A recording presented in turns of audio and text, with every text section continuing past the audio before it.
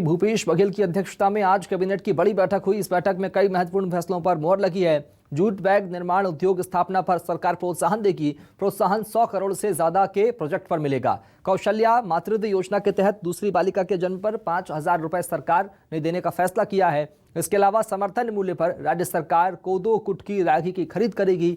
अन्य पिछड़ा वर्ग के लोगों में उद्यमिता को बढ़ावा देने के लिए छत्तीसगढ़ राज्य की औद्योगिक नीति 2019 और 24 में संशोधन के प्रारूप का अनुमोदन किया गया। इसके तहत अन्य पिछड़ा वर्ग के नागरिकों को औद्योगिक क्षेत्रों में 10% भूखंड आरक्षित किए जाएंगे। भू प्रीमियम दर के 10% और 1% भू भाटक की दर से उपलब्ध कराए जाएंगे। राज्य में धान उपार्जन के लिए बड़ी मात्रा में जूट बैग की आवश्यकता को देखते हुए राज्य की औद्योगिक नीति 2019-24 के अंतर्गत जूट बैग निर्माण प्रोजेक्ट के लिए विशेष निवेश प्रोत्साहन पैकेज देने का फैसला किया गया है। आज भूपेश मंत्रिमंडल की बैठक हुई। मंत्रिमंडल में क्या कुछ फैसले हुए ये बताने के लिए हमारे साथ वन और पर्यावरण मंत्री मोहम्मद अकबर हैं। क्या कुछ आज फैसले हुए महत्वपूर्ण? महत्वपूर्ण फैसले तो बहुत हुए हैं। एक तो पिछड़ा वर्ग के लिए जो उद्योग लगाना चाहते हैं, तो अन्य पिछड़ा वर्ग में अभी तक तो अनुसूचित जाति जनजाति के लिए प्रावधान रखे गए थे जो रियायत दर में ज़मीन देने का। अब ये हुआ है कि उनके लिए भूमि आरक्षित होगी औद्योगिक क्षेत्रों में और 10% में उनको प्रीमियम में ज़मीन दिया जाएगा और ये आरक्षण जो है वो 2 साल तक लागू रहेगा। इसके अलावा कौशल्या मातृत्व योजना के अंतर्गत यदि दूसरी संतान बालिका होती है तो उसको एक मुश्त 5,000 रुपये की सहायता दी जाएगी और सामाजिक आर्थिक सर्वेक्षण के आधार पर।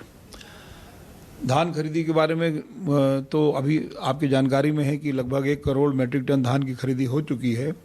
मंत्रिमंडल ने यह भी निर्णय लिया है कि कोदो कुटकी रागी को भी अब समर्थन मूल्य में खरीदी करना है, तो उसका भी फैसला हुआ है कि कोदो कुटकी रागी का समर्थन मूल्य खरीदी होगी। इस तरीके के सब प्रमुख और एक जो सबसे महत्वपूर्ण बात है 31 मार्च 2022 तक के लिए जो छूट दिया गया है कि जो ज़मीनों का रजिस्ट्रेशन होता है गाइडलाइन, तो गाइडलाइन में 30% की जो छूट थी वो 31 मार्च तक के लिए 40% उसको छूट का प्रावधान किया गया है और जो पंजीयन शुल्क है वो 4 से बढ़ाकर 5% किया है। इलेक्ट्रिक व्हीकल्स की बैटरियों को लेकर के भी फैसला हुआ है। इसके अलावा मकानों को लेकर इलेक्ट्रिक व्हीकल के बारे में जो इसको उद्योग लगाना चाहते हैं तो 10 करोड़ से ऊपर की पूंजी निवेश पर उनको भी छूट देने का प्रावधान। इसके अलावा जो मकानों को लेकर के प्रधानमंत्री आवास उसको लेकर मकानों को लेकर ये है कि जो अनधिकृत विकास है 2011 के पूर्व और 2011 से अब तक नियत दिनांक यानी जिस दिन नोटिफिकेशन होगा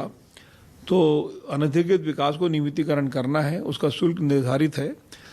भू उपयोग के अतिरिक्त यदि कोई दूसरा जमीन का जो लैंड यूज़ है उसके अलावा यदि कोई दूसरा यूज़ कर लेता है, कोई भवन इस तरीके का बना लेता है तो गाइडलाइन दर का 5% लेके उसको नियमित करना है। बहुत बहुत शुक्रिया हमसे बातचीत करने के लिए। तो ये थे मोहम्मद अकबर जो बता रहे थे कि कैबिनेट में दरअसल क्या क्या फैसले हुए। कैमरामैन रेखराज के साथ रायपुर से रुपेश गुप्ता, न्यूज़ 24।